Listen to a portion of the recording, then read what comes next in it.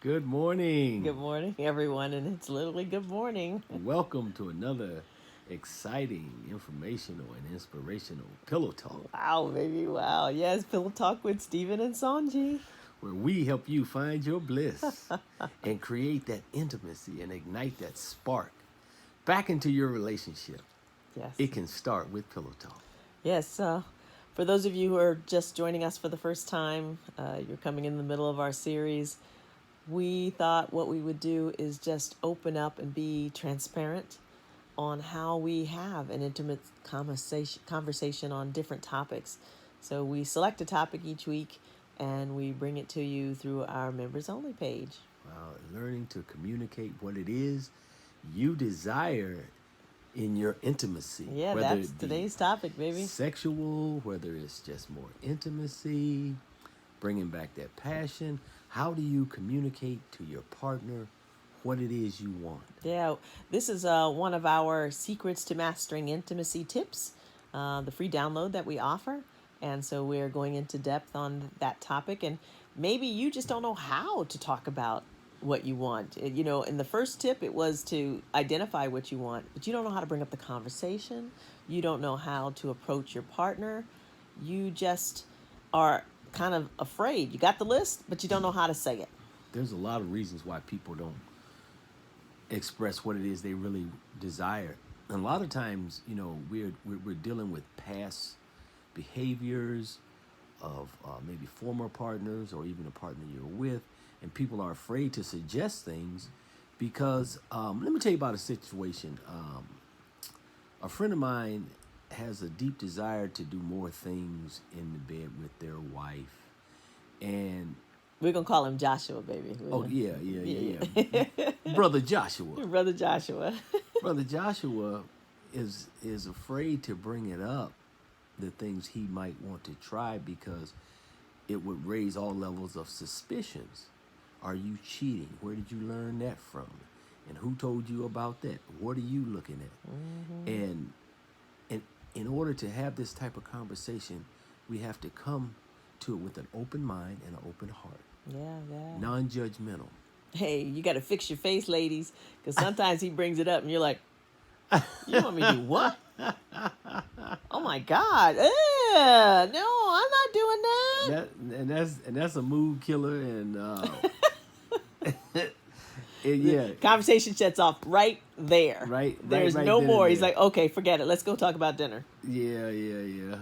Or for her, because, man, he could be like, what? You're afraid to do what? Yep. So first of all, it's establishing a level of trust with each other. I mean, I know that Sonji wants to make sure I am totally satisfied, and she knows I want to make sure she's totally satisfied. So in order to do that, we have to communicate that. Exactly. I asked him one day, I says, baby, what's your sexual fantasy? Yes, you did. Because I was following the tips of how can I improve. That was one of our other secrets to mastering intimacy, is asking on a scale of 1 to 10, how can I improve? And one of the follow-up questions was, what's your sexual fantasy? Of course, we can't share that here because some of y'all are too young for that. That's a special VIP Exactly. level. You get that with our coaching. Yes, you do. And it invokes in you a level of intimacy when you share what it is you like, what you want with your partner. And when you're not battling with issues of mistrust and infidelity and lies, the basis of any relationship has to be love, honesty, and trust. And when your partner has that kind of faith in you, and you have that kind of faith in your partner, and you have to develop that. It develops over time. Yep. And you have to be willing to open yourself up and be vulnerable. Baby, you always say, don't judge the world by the 12 men you know or knew once. Even if it's just one man that you knew once and he was so upset with you and your performance, you just shut down. And so you don't open up to the next one. You got to give each one a complete, honest start if you're going to have this type of intimacy we have. Yeah. there was another thing I was going to say. You know, Stephen gave me what his fantasy was, but I had to think about it. I couldn't do all of it right away, y'all. Ladies, that's part of it. So I had to take baby steps. First, I would try something that I could do. And I saw the joy that he got out of it. So I wanted to do something more. And it just grew and it grew and it grew until to the point where, hey, his sexual fantasy came true. Yeah, it became yours as well. Yeah, that's true. That's true. So I mean, you know, life can be beautiful, but we deal so much in instant absolutes. Absolutely no. Absolutely, I got to have it. Life is about progression. As you progress in your relationship, one of the things is our expectation for our relationship. If you look at a child, you expect a child to grow and get bigger and stronger and smarter. Okay? How do you look at your relationship? Has it reached its peak and is it on the decline? Do you expect it to grow? Intimacy will help you develop that positive aspect to where your relationship can continue to flourish and grow and blossom. But it takes a little work. It takes a little work. It takes just a little honesty, a little trust. So baby, there's still that question. How do I tell him? How do I open that conversation when I want something different? Maybe I want. We covered this in one of the other topics. Maybe I want less sex. Maybe I am having an issue. Maybe I want to try something new because it just was boring. Let me say this once. I used to joke. Everybody jokes about the 2-minute man or the 1-minute man. Look, when you get older, sometimes you want that 1 minute. That might be what you need to have a conversation. Baby, it's just too long. I can't take it that long. 1 minute sometimes is a blessing. So don't y'all laugh at that 1-minute man if he can get in there and get out. If that's what you want, praise him. Don't criticize him. Anyway, I'm sorry, baby. I digress a little bit on that. But well, that's important to address because as we get a little older, our desires change, our bodies change, and we want something different, but we have to communicate that, baby. You know that's just taking too long, baby. That's just too fast. Can't keep my legs up in the air that long. So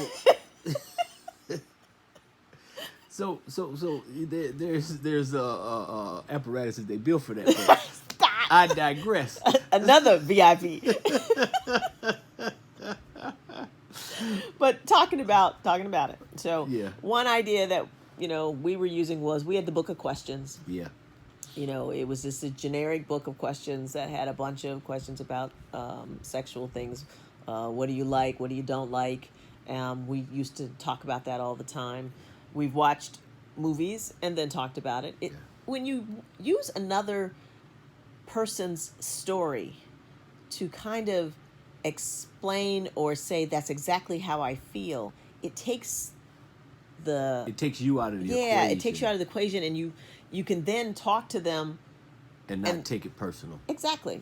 Yeah. That's exactly the words I'm trying to say. So watching a movie and saying, man, look what he did. What were we watching last night? Love and Marriage in Charlottesville? Oh, my God. No, that was Huntsville. Huntsville, sorry. Yeah. Huntsville. Ooh, Love and Marriage in Huntsville. The couples the things that were going on there, that's a great place to start talking about what they are going through, how you feel about what he did, how you feel about if that would happen to you. But you're not there yet, or maybe you are and nobody knows, but because you're not there, you can have that open conversation so people can see how you think. Mm-hmm. Yeah. It's absolutely amazing the conversations that can open up when you don't have that level of distrust for one another. Just be open. So sometimes you just got to clear the slate. Forgiveness is just so wonderful when you're able to experience it and just start afresh. And you got to forgive you most times. Usually when we've got an issue like this, it's because you have an issue. Forgive you and allow you to start anew, start making new mistakes, or start doing it right. Whichever way you're doing it, just bounce back. Mm-hmm. And not only forgiving yourself, but forgiving your spouse. I mean, if you truly want intimacy, the more you forgive one another, not holding anything, the deeper your level of intimacy. Into me you see. Into me you see. That's our definition of intimacy. It's his way. Because, this is all leading you to that harmonious, blissful relationship. And we always like to share our definition of bliss. Oh, go ahead, baby. Say it. The ability to love and be loved, to have abundance in complete forgiveness and without judgment. Say it again. You got to say it twice because that's a mouthful. The ability to love and be loved and have abundance in complete forgiveness and without judgment.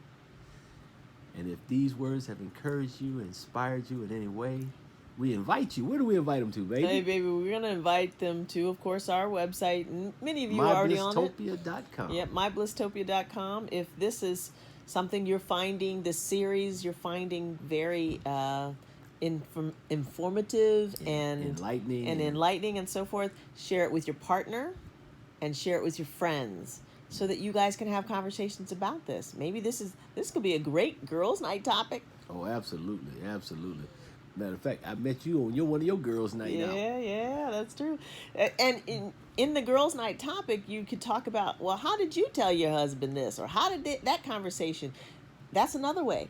Learning how your friends have done it or That's people right. who are successful at intimacy have done it. You got to ask the question. You got to talk about it.